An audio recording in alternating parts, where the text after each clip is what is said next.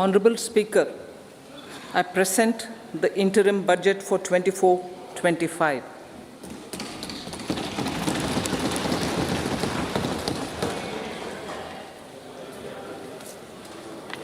The Indian economy has witnessed profound positive transformation in the last 10 years.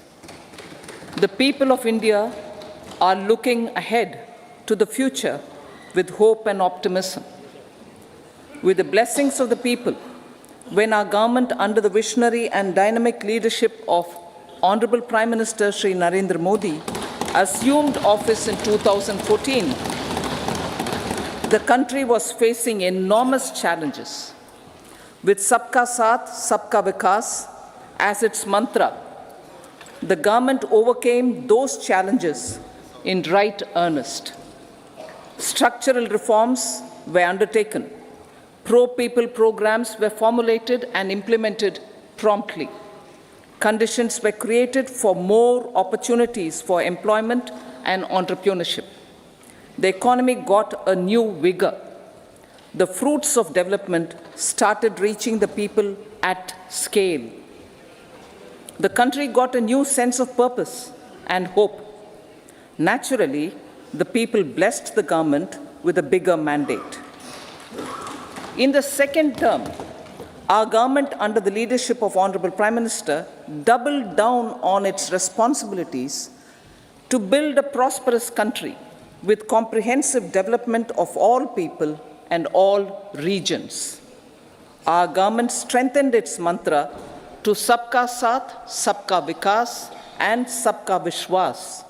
Our development philosophy covered all elements of inclusivity, namely social inclusivity through coverage of all strata of the society, and geographical inclusivity through development of all regions of the country. With the whole of nation approach of Sabka Prayas, the country overcame the challenges of once-in-a-century pandemic, took long strides towards Atmanirbhar Bharat, committed to Panch Pran, and laid solid foundations for the Amrit Kal. As a result, our young country has high aspirations, pride in its present, and hope and confidence for a bright future. We expect that our government, based on its stupendous work, will be blessed again by the people with a resounding mandate.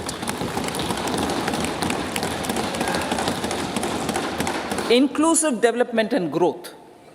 Our humane and inclusive approach to development is a marked and deliberate departure from the earlier approach of provisioning up to village level. Development programs were thus provisioned. In the last 10 years, however, have targeted each and every household and individual through housing for all, Har Ghar Jal, electricity for all, cooking gas for all, bank accounts and financial services for all in record time. The worries about food have been eliminated through free ration for 80 crore people. Minimum support prices for the produce of Annadata are periodically increased appropriately. These and the provision of basic necessities have enhanced real income in the rural areas. Their economic needs could be addressed, thus spurring growth and generating jobs. Social justice. Our government is working with an approach to development that is all-round, all-pervasive, and all-inclusive. Sarvangin, Sarvasparshi, or Sarvasamaveshi. It covers all castes and people at all levels. We are working to make India a Vikasit Bharat by 2047. For achieving that goal, we need to improve people's capability and empower them. Previously, social justice was mostly a political slogan. For our government, social justice is an effective and necessary governance model. The saturation approach of covering all eligible people is the true and comprehensive achievement of social justice. This is secularism in action, reduces corruption, and prevents nepotism, prevents Bhai Bhatijawad. There is transparency and assurance that benefits are delivered to all eligible people. The resources are distributed fairly. All, regardless of their social standing, get access to opportunities. We are addressing systemic inequalities that had plagued our society. We focus on outcomes and not on outlays so that the social economic transformation is achieved. As our Prime Minister firmly believes, we need to focus on 4 major castes. They are Garib, Mahilaye, Yuva, and Annadata. Their needs, their aspirations, and their welfare are our highest priority. The country progresses when they progress. All 4 require and receive government support in their quest to better their lives. Their empowerment and well-being will drive the country forward. Garib Kalyan, Desh Ka Kalyan. We believe in empowering the poor. The earlier approach of tackling poverty through entitlements had resulted in very modest outcomes. When the poor became empowered partners in the development process, government's power to assist them also increases manifold. With the pursuit of Sabka Saath, in these 10 years, the government has assisted 25 crore people to get freedom from multi-dimensional poverty. Our government's efforts are now getting synergized with energy and passion of such empowered people. This is truly elevating them from poverty. Direct benefit transfer of 34 lakh crore rupees from the government using PM Jan Dhan accounts has led to savings of 2.7 lakh crores of rupees for the government. This savings has been realized through avoidance of leakages prevalent earlier. The savings have helped in providing more funds for Garib Kalyan. PM Swanidhi has provided credit assistance to 78 lakh street vendors. From that total of 78 lakh street vendors, 2.3 lakh have received credit for the 3rd time. PM Janman Yojana reaches out to the particularly vulnerable tribal groups who have remained outside the realm of development so far. PM Vishwakarma Yojana provides end-to-end support to artisans and craftspeople engaged in 18 trades. The schemes for empowerment of Divyangs and transgender persons reflect firm resolve of our government to leave no one behind. Welfare of Annadata. Farmers are our Annadata.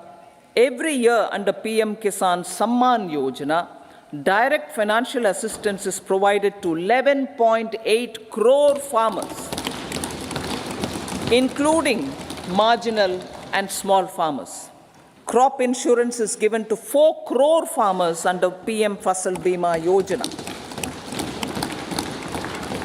These, besides several other programs, are assisting Annadata in producing food for the country and for the world.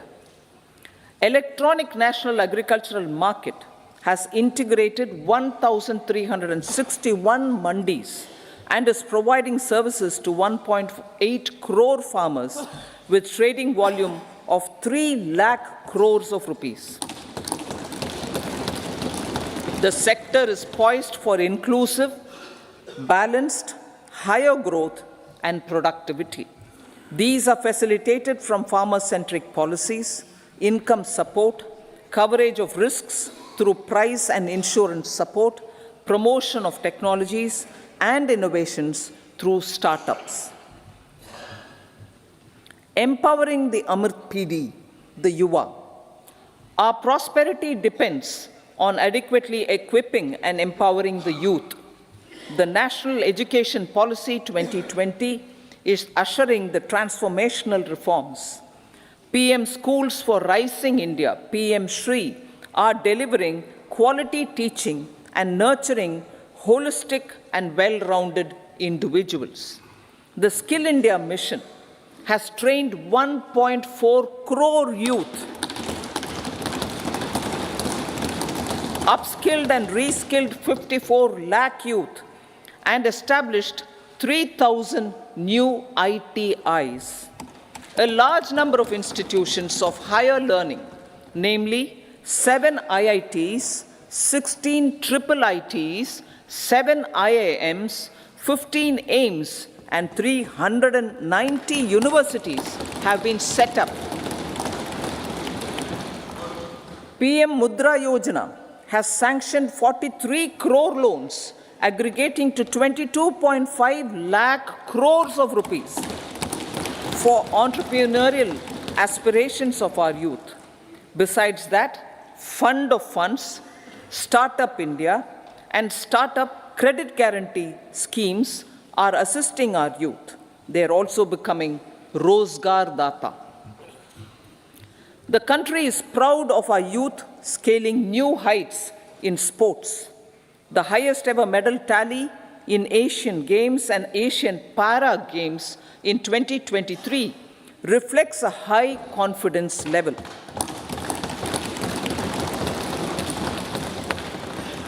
Chess prodigy and our #1 ranked player Pragnananda put up a stiff fight against the reigning world champion Magnus Carlsen in 2023. Today, India has over 80 chess grandmasters compared to little over 20 in 2010. Momentum for Nari Shakti.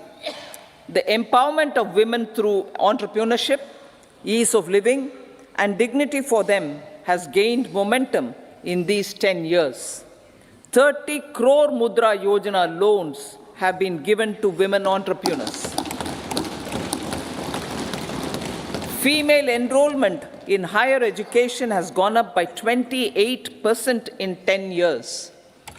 In STEM courses, girls and women constitute 43% of enrollment, one of the highest in the world. All these measures are getting reflected in the increasing participation of women in workforce.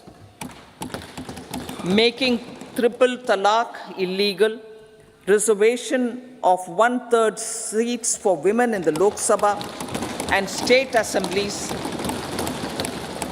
and giving over 70% houses under PM Awas Yojana in rural areas to women, and giving over 70% houses under PM Awas Yojana in rural areas to women as sole or joint owners have enhanced their dignity. Exemplary track record of governance, development, and performance. Besides delivering on high growth in terms of gross domestic product, the government is equally focused on a more comprehensive GDP, that is, governance, development, and performance. Our government has provided transparent, accountable, people-centric, and prompt, trust-based administration with citizen first and minimum government, maximum governance approach. The impact of all-round development is discernible in all sectors. There is macroeconomic stability, including in the external sector. Investments are robust. The economy is doing well. People are living better and earning better, with even greater aspirations for future. Average real income of the people has increased by 50%. Inflation is moderate.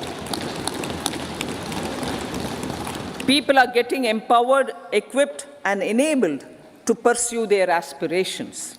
There is effective and timely delivery of programs and of large projects. Economic management. The multi-pronged economic management over the past 10 years has complemented people-centric, inclusive development. Following are some of the major elements. 1. All forms of infrastructure, physical, digital, or social, are being built in record time.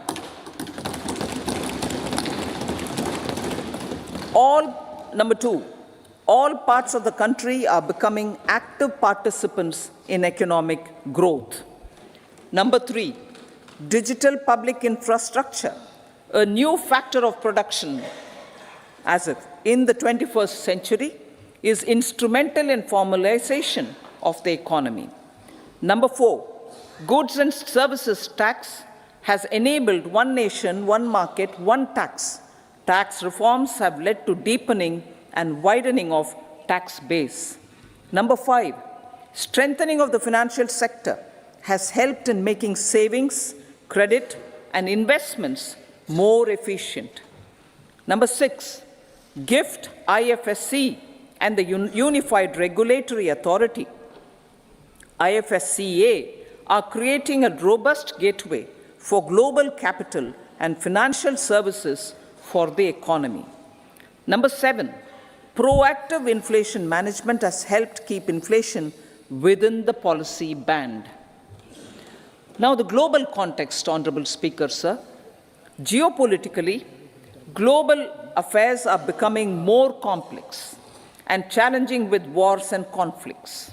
Globalization is being redefined with reshoring and friendshoring, disruption and fragmentation of supply chains, and competition for critical minerals and technologies. A new world order is emerging after the COVID pandemic. India assumed the G20 presidency during very difficult times for the world.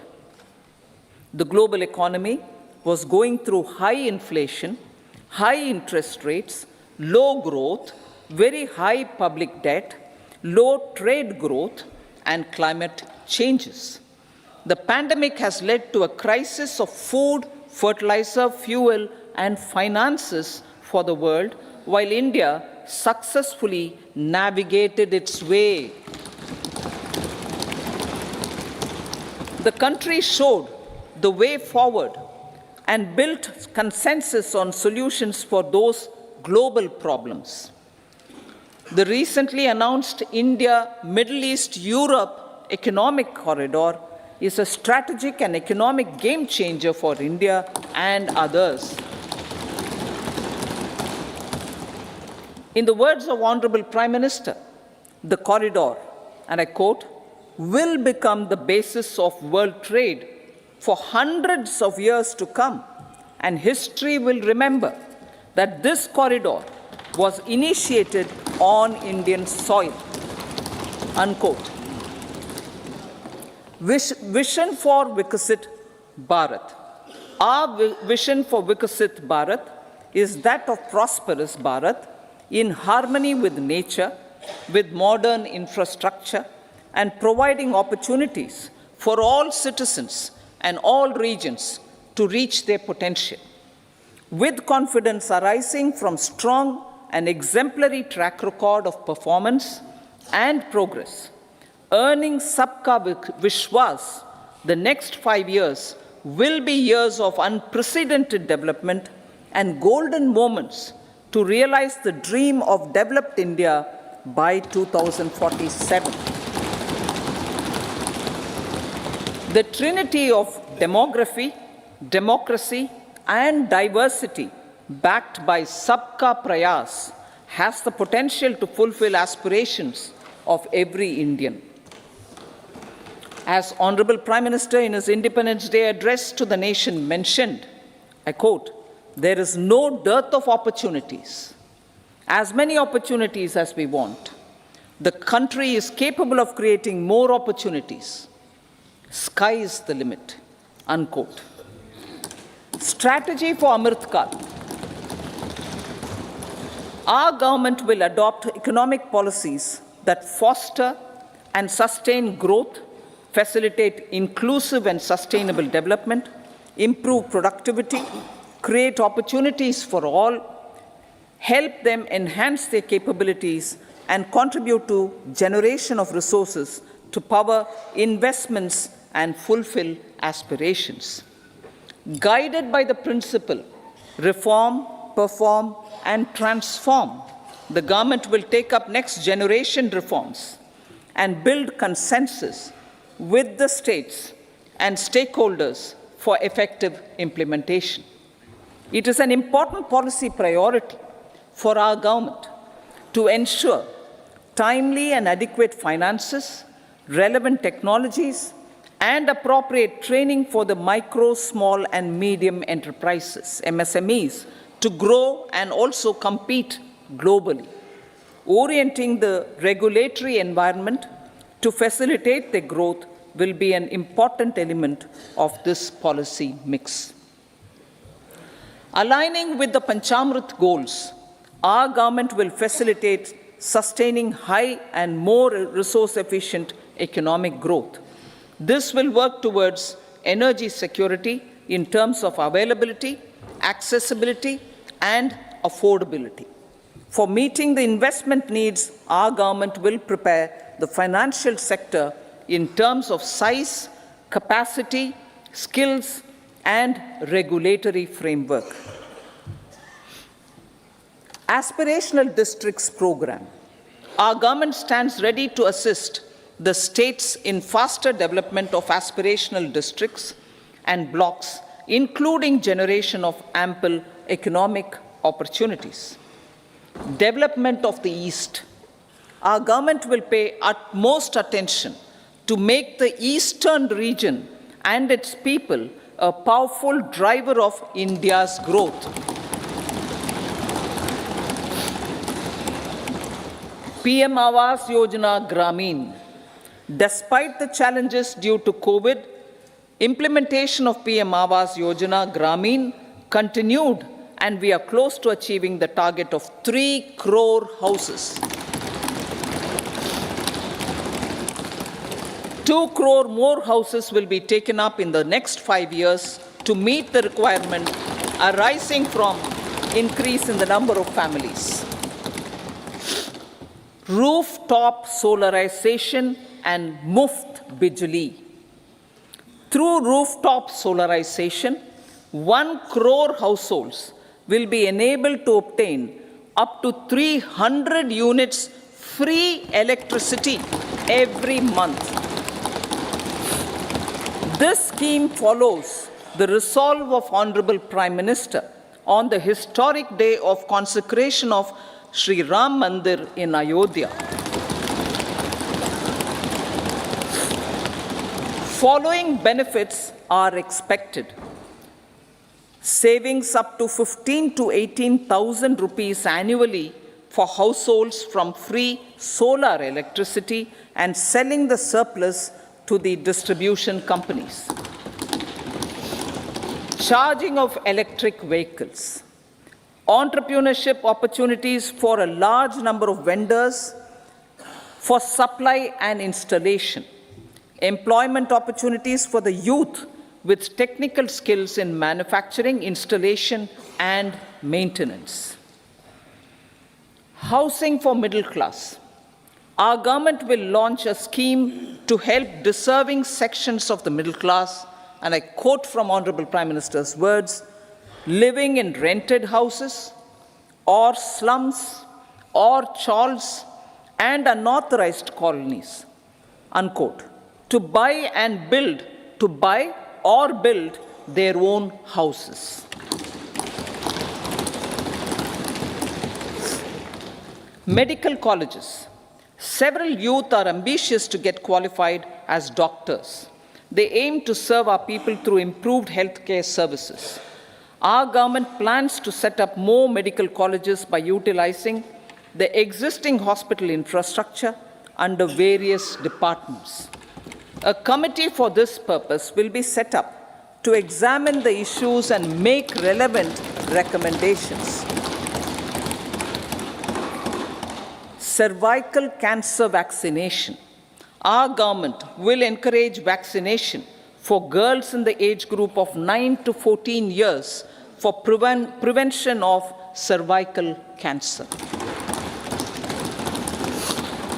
Maternal and child health care.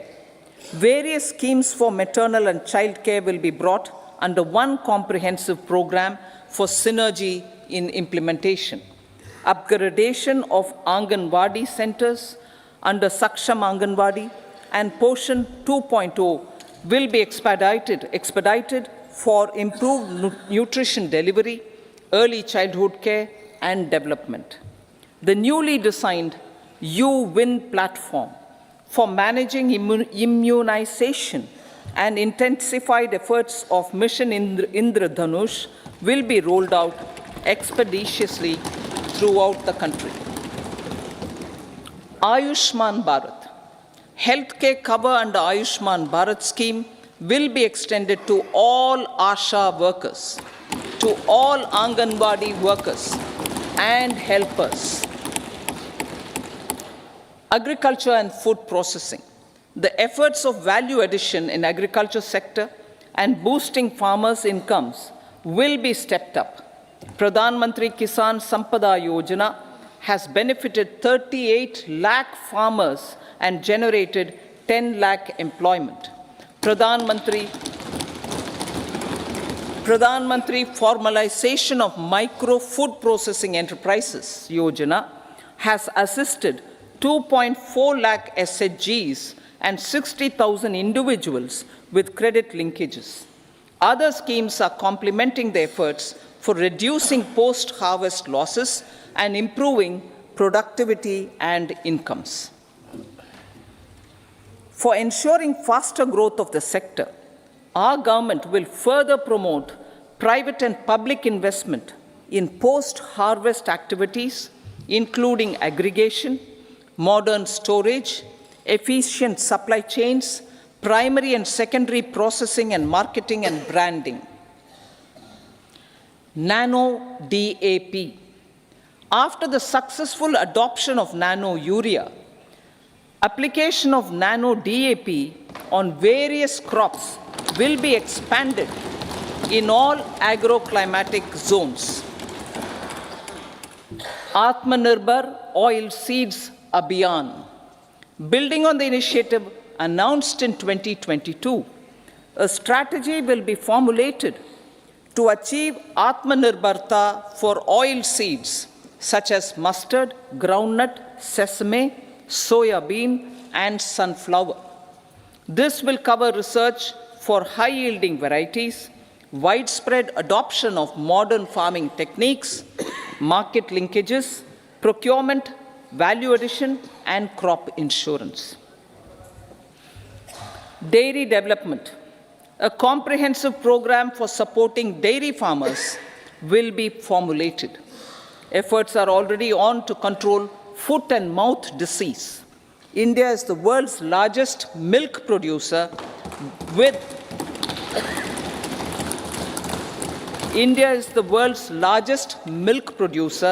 but with low productivity of milch animals. The program will be built on the success of existing schemes such as Rashtriya Gokul Mission, National Livestock Mission, and infrastructure development funds for dairy processing and animal husbandry. Matsya Sampada. It was our government which set up a separate department for fisheries, realizing the importance of assisting fishermen. This has resulted in doubling of both inland and aquaculture production. Seafood exports since 2013-14 has also doubled. Implementation of Pradhan Mantri Matsya Sampada Yojana will be stepped up to 1. Enhance aquaculture productivity from existing 3 to 5 tons per hectare. 2. Double exports to 1 lakh crore rupees, and 3. Generate 55 lakh employment opportunities in the near future. 5 integrated aqua parks will also be set up. Lakpati Didi.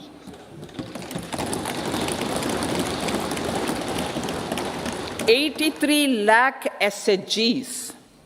83 lakh SHGs with 9 crore women are transforming rural socio-economic landscape with empowerment and self-reliance. Honorable Speaker said, their success has assisted nearly 1 crore women to become Lakpati Didi already. They are an inspiration to others. Their achievements will be recognized through honoring them. Buoyed by the success, it has been decided to enhance the target for Lakpati Didi from 2 crores to 3 crores.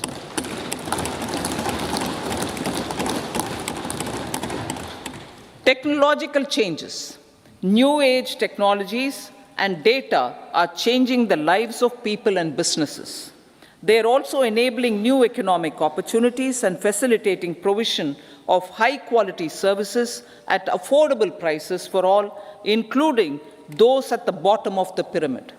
Opportunities for India at the global level are expanding.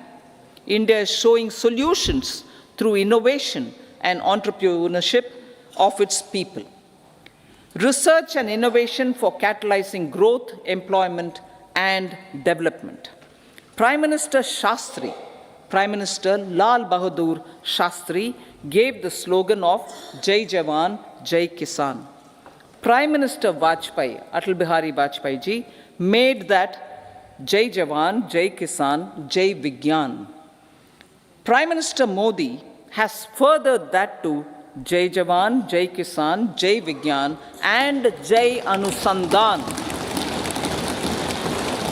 as innovation is the foundation of development. For our tech-savvy youth, this will be a golden era. A corpus of 1 lakh crore rupees will be established with 50-year interest-free loan provided. The corpus will provide long-term financing or refinancing with long tenors and low and or nil.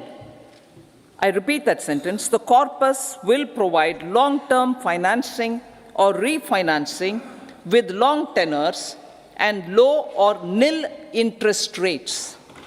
This will encourage the private sector to scale up research and innovation significantly in sunrise domains. We need to have programs that combine the powers of our youth and technology. A new scheme will be launched for strengthening deep tech technologies for defense purposes and expediting Atmanirbharta. Infrastructure development. Building on the massive tripling of the capital expenditure outlay in the past 4 years, resulting in huge multiplier impact on economic growth and employment creation, the outlay for the next year is being increased by 11.1% to 11,111 crore rupees. This would be 3.4% of our GDP. Railways. 3 major economic railway corridor programs will be implemented. These are energy, mineral, and cement corridor. Number 2, port connectivity corridors. And number 3, high traffic density corridors. The projects have been identified under the PM Gati Shakti for enabling multimodal connectivity. They will improve logistics efficiency and reduce cost. The resultant decongestion of the high traffic corridors will also help in improving operations of passenger trains, resulting in safety and higher travel speed for passengers. Together with dedicated freight corridors, these 3 economic corridor programs will accelerate our GDP growth and reduce logistic costs.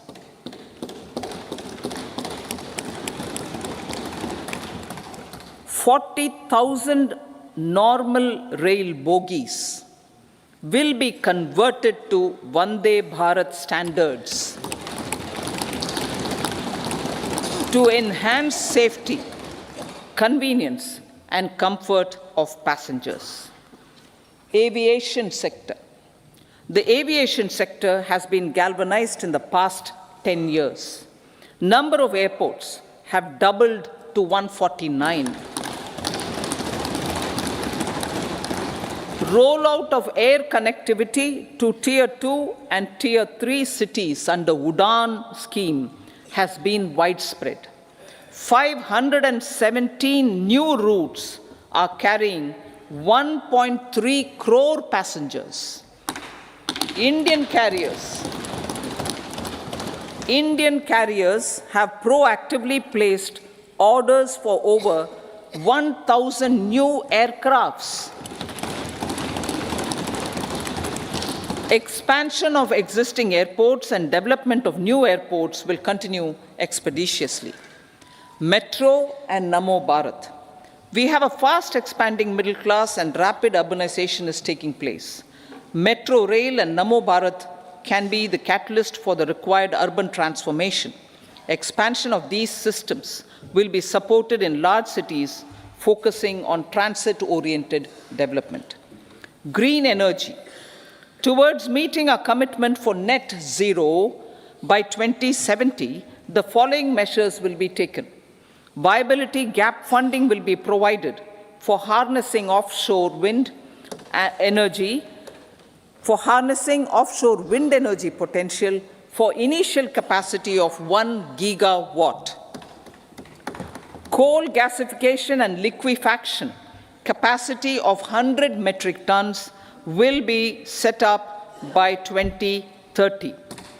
This will also help in reducing imports of natural gas, methanol, and ammonia.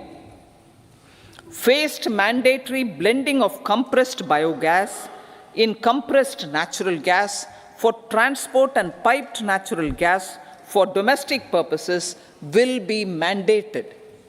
Financial assistance will be provided for procurement of biomass aggregation machinery to support collection.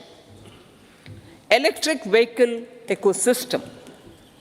Our government will expand this and strengthen the e-vehicle ecosystem by supporting manufacturing and charging infrastructure. Greater adoption of e-buses for public transport networks will be encouraged through payment security mechanism. Biomanufacturing and biofoundry. For promoting green growth, a new scheme of biomanufacturing and biofoundry will be launched. This will provide environment-friendly alternatives such as biodegradable polymers, bioplastics, biopharmaceuticals, and bioagri-inputs. This scheme will also help in transforming today's consumptive manufacturing paradigm to the one based on regenerative principles. Blue Economy 2.0. For promoting climate resilient activities for Blue Economy 2.0, a scheme for restoration and adaptation measures and coastal aquaculture and mariculture with integrated and multi-sectoral approach will be launched. Comprehensive development of tourist centers. The success of organizing G20 meetings in 60 places presented diversity of India to global audience. Our economic strength has made the country an attractive destination for business and conference tourism. Our middle class also now aspires to travel and explore. Tourism, including spiritual tourism, has tremendous opportunities for local entrepreneurship. States will be encouraged to take up comprehensive development of iconic tourist centers, branding and marketing them at global scale. A framework for rating of the centers based on quality of facilities and services will be established. Long-term interest-free loans will be provided to states for financing such development on matching basis. To address the emerging fervor for domestic tourism, Honorable Speaker, sir, projects for port connectivity, tourism infrastructure, and amenities will be taken up on our islands, including Lakshadweep. This will help in generating employment also. Promoting investments. The FDI inflow during 2014 to 23 was $596 billion US, marking a golden era. That is twice the inflow during 2005 to 14. For encouraging sustained foreign investment, we are negotiating bilateral investment treaties with our foreign partners in the spirit of First Develop India. FDI is First Develop India. Reforms in the states for Vikasit Bharat. Many growth and development enabling reforms are needed in the states for realizing the vision of Vikasit Bharat. A provision of 75,000 crore rupees as 50-year interest-free loan is proposed this year to support those milestone-linked reforms by the state governments. Societal changes. The government will form a high-powered committee for an extensive consideration of the challenges arising from fast population growth and demographic changes. The committee will be mandated to make recommendations for addressing these challenges comprehensively in relation to the goal of Vikasit Bharat. Amrit Kal as Kartavya Kal. Our government stands committed to strengthening and expanding the economy with high growth and to create conditions for people to realize their aspirations.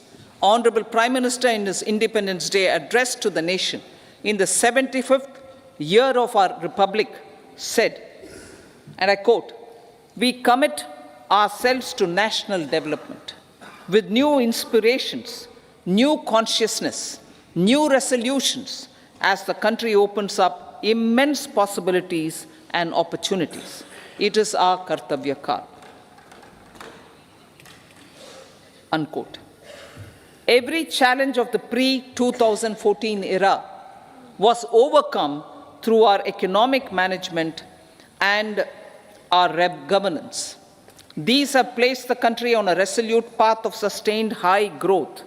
This has been possible through right policies, true intentions, and appropriate decisions. In the full budget in July, Honorable Speaker, our government will present a detailed roadmap for our pursuit of Vikasit Bharat.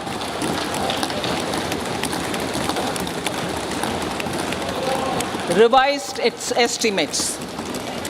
Revised estimates of 2023-24. The revised estimate of the total receipts other than borrowings is 27.56 lakh crores of rupees of which the tax receipts are 23.24 lakh crore rupees. The revised estimate of total expenditure is 44.90 lakh crore rupees. The revenue receipts at 30.03 lakh crore rupees are expected to be higher than the budget estimate, reflecting strong growth momentum and formalization in the economy.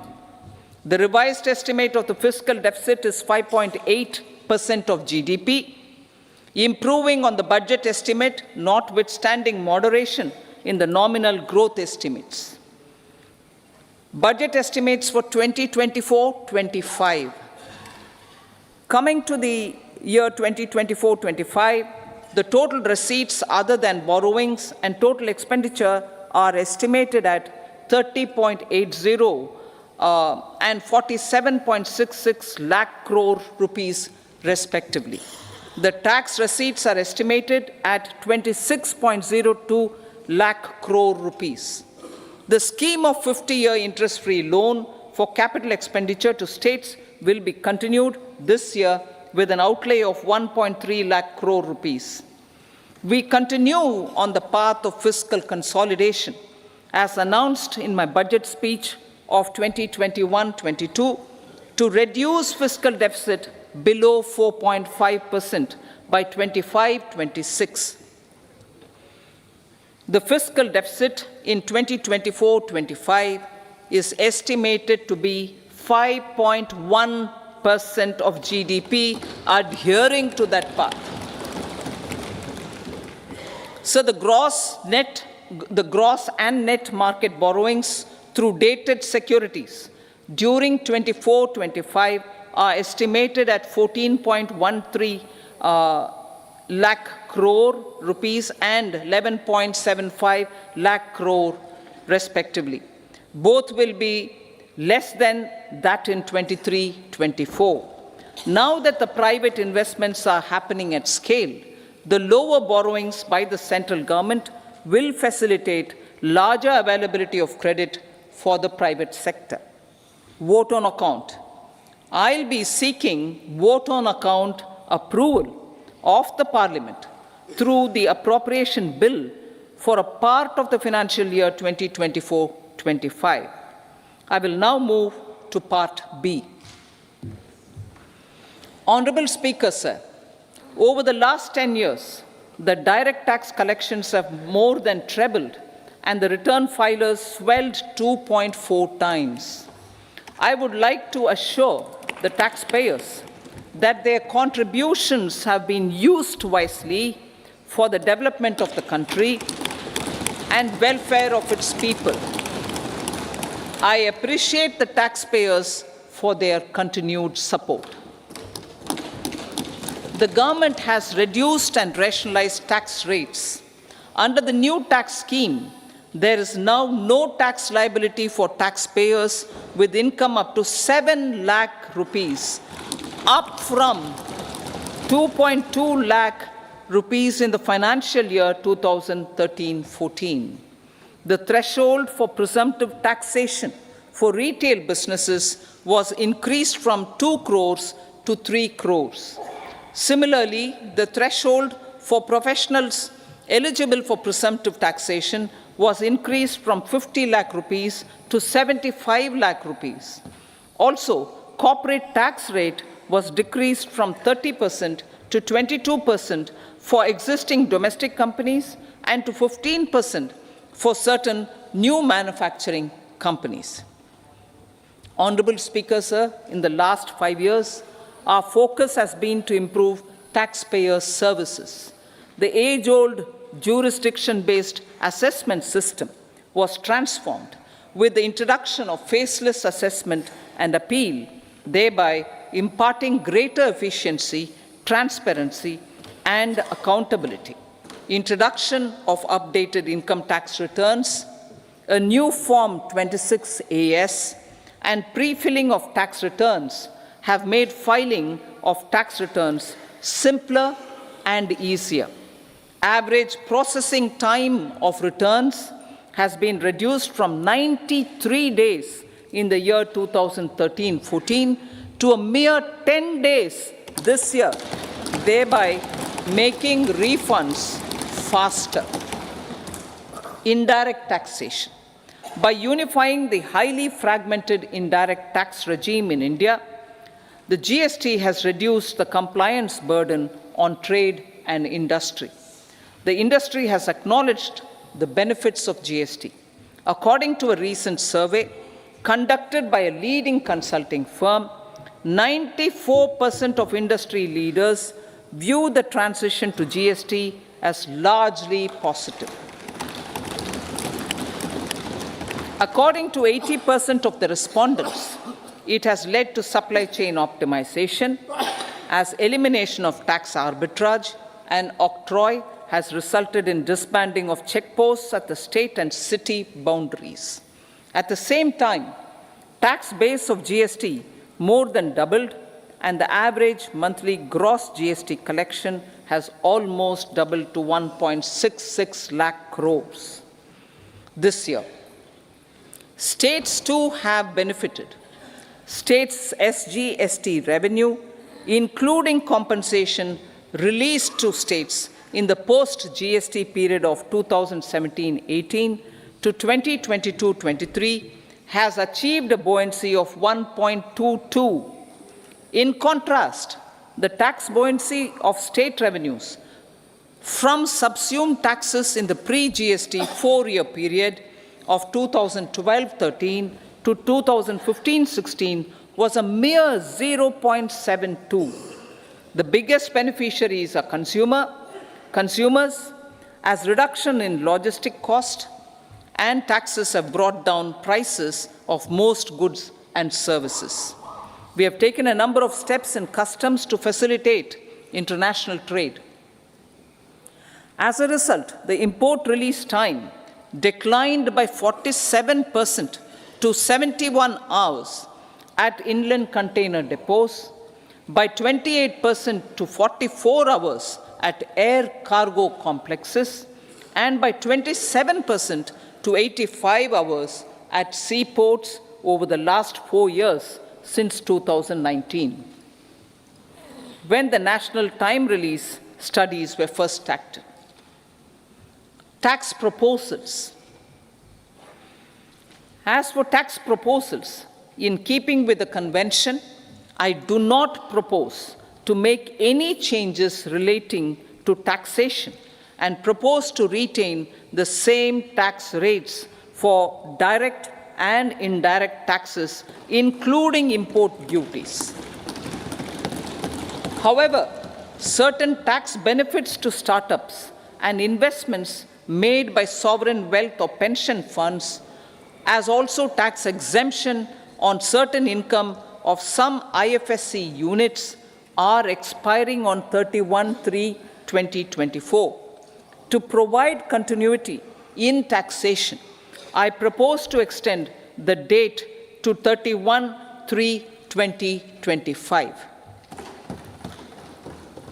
Moreover, in line with our government's vision to improve ease of living and ease of doing business, I wish to make an announcement to improve taxpayers' services. There are a large number of petty, non-verified, non-reconciled, or disputed direct tax demands, many of them dating as far back as 1962, which continue to remain on the books, causing anxiety to honest taxpayers and hindering refunds of subsequent years. Honorable Speaker, sir, I propose to withdraw such outstanding direct tax demands up to 25,000 rupees pertaining to the period up to financial year 2009-10 and up to 10,000 rupees for financial years 2010-11 to 2014-15. This is expected to benefit about 1 crore taxpayers. 1 crore taxpayers would benefit out of this. Economy then and now. In 2014, when our government assumed the reins, the responsibility to mend the economy step by step, and to put the governance systems in order was enormous. The need of the hour was to give hope to the people, to attract investments, and to build support for the much-needed reforms. The government did that successfully, following a strong belief of nation first. The crisis of those years has been overcome, and the economy has been put firmly on a high, sustainable growth path with all-round development. It is now appropriate to look at where we were then. I repeat, it is now appropriate to look at where we were then till 2014 and where we are now, only for the purpose of drawing lessons from the mismanagement of those years. The government will lay a white paper on table of the House.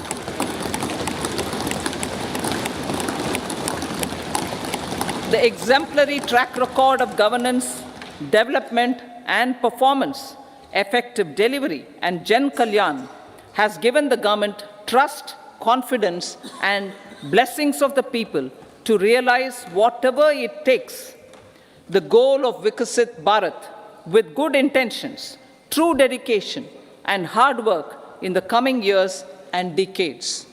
With this, Honorable Speaker, I commend the interim budget to this august House. Jai Hind.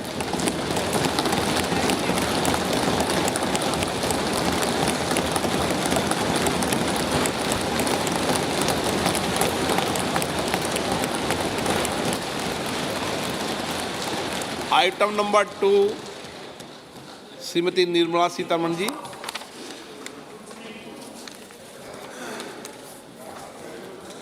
So, with your permission, I rise to lay on the table the following statements under Section 3(1) of the Fiscal Responsibility and Budget Management Act 2003, Medium-Term Fiscal Policy cum Fiscal Policy Strategy Statement, and Macroeconomic Framework Statement. Item number 3, Srimati Nirmala Sitharaman ji.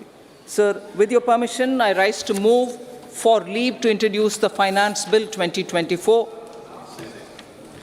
प्रश्न ये है कि विधेयक को पुनर्स्थापित करने की अनुमति प्रदान की जाए। जो सदस्य इसके पक्ष में हाँ कहें, जो सदस्य विरोध में ना कहें। मेरे विचार में निर्णय हाँ वालों के पक्ष हुआ। हाँ वालों के पक्ष हुआ।